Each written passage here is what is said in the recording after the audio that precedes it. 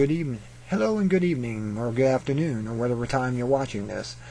I am going to redo part 1 of Shadow of the Swastika, the real reason the government won't debate the medical cannabis industrial hemp re-legalization. When I did this last time, it was after midnight and I was pretty tired, so I went kind of slow at it. I should be able to go a little bit faster this time. This is an open letter to all Americans by R. William Davis. Document evidence of a secret business and political alliance between the U.S. establishment and the Nazis before, during, and after World War II up to the present. This is the preface. Before the Gatewood Galbraith for governor campaign in 1991, few Kentuckians knew that the plant that the federal government had demonized over 50 years as marijuana, also known as the assassin of youth, was in fact cannabis hemp, the most traded commodity in the world until the mid-1800s, and our state's #1 crop industry, and the most important source of revenue for over 150 years. Today, thanks to the efforts of pioneer hemp researchers and public advocates such as Gabraith, Jack Fraser, Jack Herer, Chris Conard, and Edward Rosenthal, and Don Wirtschafter, and others, the federal government's unjustifiable suppression of our state's right to develop our most valuable and versatile natural resources facing increased opposition from an informed public. Hemp is now recognized as the #1 agriculturally renewable raw material in the world, and perhaps the only crop industry which can guarantee us industrial and economic independence from the transnational corporations.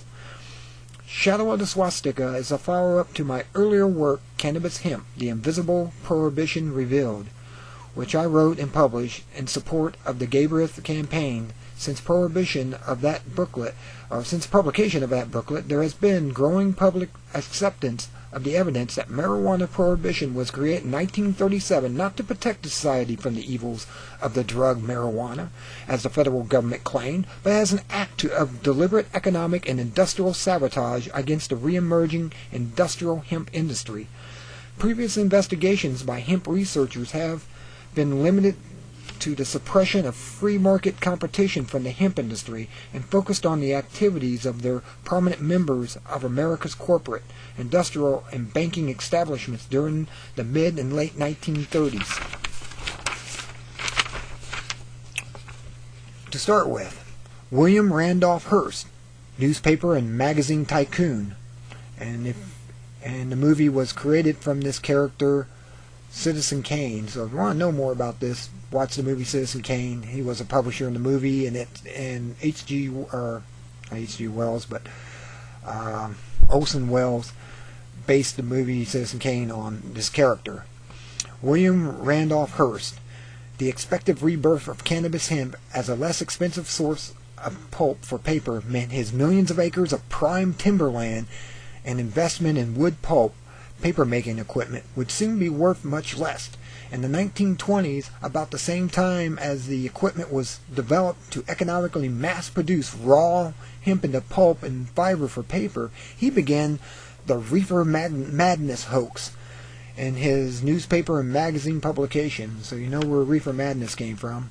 A guy who had tons of trees and wanted to get rid of them and cut our oxygen supply down. Okay, Andrew Mello, founder of the Gulf Oil Corporation. See, oil corporations don't like hemp either because you can make oil and everything out of hemp. But they don't want you to know this. They don't teach you this, and they won't teach you this. He knew that cannabis hemp was an alternative industrial raw material for the production of thousands of products, including fuel and plastics, which, if allowed to compete in the free market, would threaten the future profits of the oil companies. As Secretary of Treasury, he created the Federal Bureau of Narcotics, so that's where the Narcotics Department, the BATF and others were formed afterwards. An appointment of his own future nephew-in-law, Harry Anslinger, as director. Anslinger would later use the sensational and totally fabricated articles published by Hearst to push Marijuana Tax Act of 1937 through Congress, which successfully destroyed the rebirth of the cannabis hemp industry. A prominent member of one congressional subcommittee who voted in favor of this bill was Joseph Guffey of Pennsylvania, an oil tycoon and former business partner of Andrew Mellon in the Spindle-lit top oil fields in Texas. The DuPont Chemical Corporation, yes, the DuPont family and their artificial oil-based products, which owned the patents on synthetic petrochemicals and industrial processes that promise billions of dollars in future profits from the sale of wood pulp and paper, and lead additives for gasoline, synthetic fibers, and plastics. If hemp could be suppressed at the time, DuPont family influence in both government and private sector was unmatched, according to historians and journalists. This publication, however, reveals documented history evidence that the suppression of hemp industry was only one part of the much larger conspiracy in the 1930s, not only by 3 corporate interests named above, but by many others as well who had money to be made if hemp was illegal. Congressional records, FBI reports, and investigations by the Justice Department during the 1930s and 40s have already documented evidence of this wider plot. A list of the corporations named included DuPont, Standard Oil, and General Motors, all of which were proven to be conspiring with Nazi industrial cartels to eliminate competition worldwide and divide among themselves the Earth's industrial resources and commercial markets for profitable exploitation.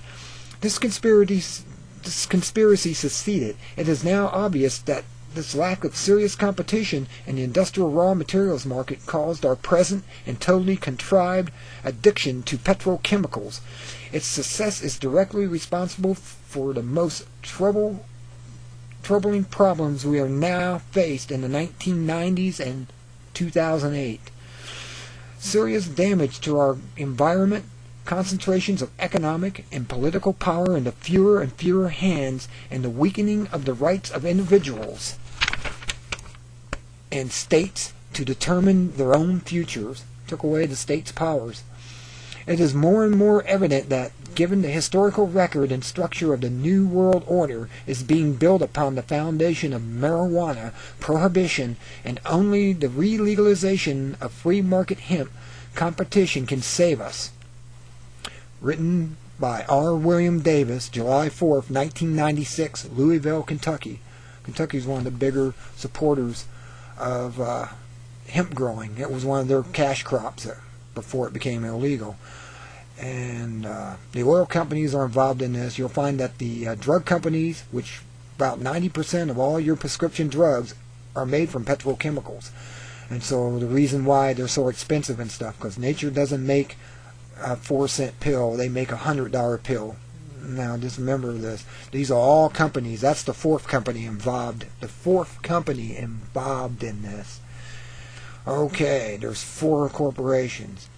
To clearly understand the circumstances which existed during the 1930s and 40s and are subject to this booklet, it would be helpful to first put the hemp petrochemical conflict in a historical perspective.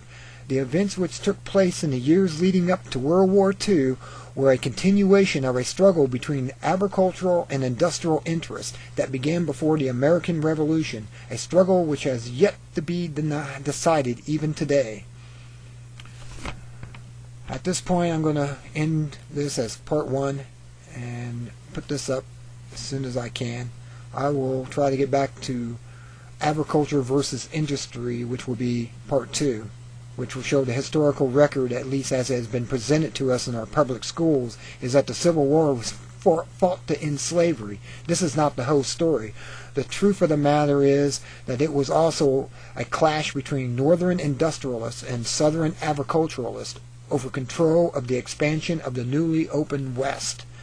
In 1845, Abraham Lincoln wrote, "I hold it a paramount duty of us in this free states, due to the union of the states, and perhaps to liberty itself, to let slavery in other states alone." See, he wasn't going to stop slavery. But I'm going to have to continue this in the next part. But this is the first part that you should know. This should wake you up. We can get rid of the oil companies very simply and cut their billions and billions of dollars of profit off immediately if we can just get hemp re-legalized and start producing oil and other materials out of hemp, we could shut down the pollution and everything that's destroying the planet. If the green people really want to save this planet and not be industrial luggies, they will go for re-legalization of hemp immediately and stop their other little distractions. I will leave you now with be good or be good at it, and I'll talk to you all later.